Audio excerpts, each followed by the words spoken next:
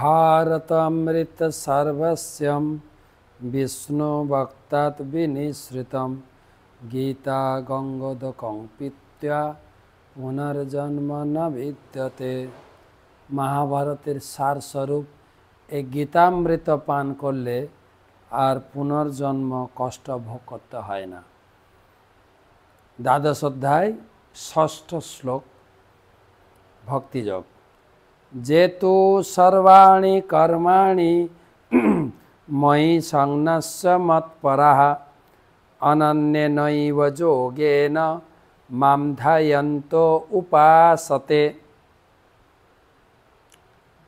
যারা সমস্ত কর্ম আমাতে সমর্পণ করে মৎপরায়ণ হয়ে অনন্য ভক্তিযোগে আমার ধ্যান উপাসনা করেন সেই আমাকে প্রাপ্ত হবে।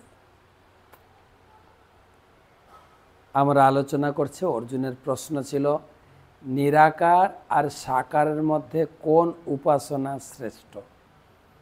ভগবান সরাসরি উত্তর দিয়েছেন সাকার, ভক্তিযোগে সাকার উপাসনাই শ্রেষ্ঠ। তথাপি 3, 4, 5 তিনটা শ্লোকে নিরাকার উপাসনার যে দুঃখ কষ্ট সেটা তুলে ধরেছে।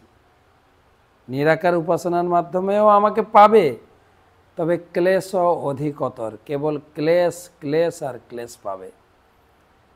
কিন্তু সাকার উপাসনায় তুমি দিব্য আনন্দ এই জগতে পাবে এবং তোমার মৃত্যুর পরে আমি তোমাকে আনন্দময় আমার নিজের ধামে নিয়ে যাব।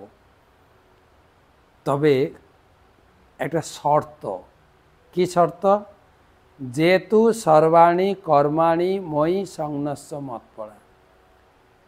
যে সমস্ত কর্ম বুদ্ধি দিয়ে কেবল আমার সেবা করবে।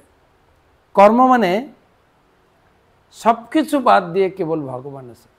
কর্ম মানে যেগুলো শুভ কাজ আছে না, শ্রাদ্ধ শান্তি পূজা পাঠ বলে সব কিছু বন্ধ করে, ওগুলো সব কর্মকাণ্ড। সব কিছু পরিত্যাগ করে কেবল আমার উপাসনা যারা করবে, অনন্য নৈব, অন্য কোনো কিছুতে না, ধ্যায়ন্ত উপাস। তুমি যা করবে আমার আরতি করো, আমাকে ভোগ লাগাও, আমার জন্য রান্না করো, আমার জন্য চাষ করো, আমার জন্য ঘর পরিষ্কার করো, মন্দির বানাও, ধ্যান সহকারে করবে। রান্না করবে ধ্যান সহকারে, এটা আমার জন্য রান্না করছো তুমি। এইরকম ধ্যান চিন্তা সহকারে যারা আমার সেবা করবে তারা দিব্য আনন্দ এই জগতে পাবে এবং মৃত্যুর পরে চিন্ময় জগতে ফিরে অনন্ত আনন্দের অধিকারী হবে।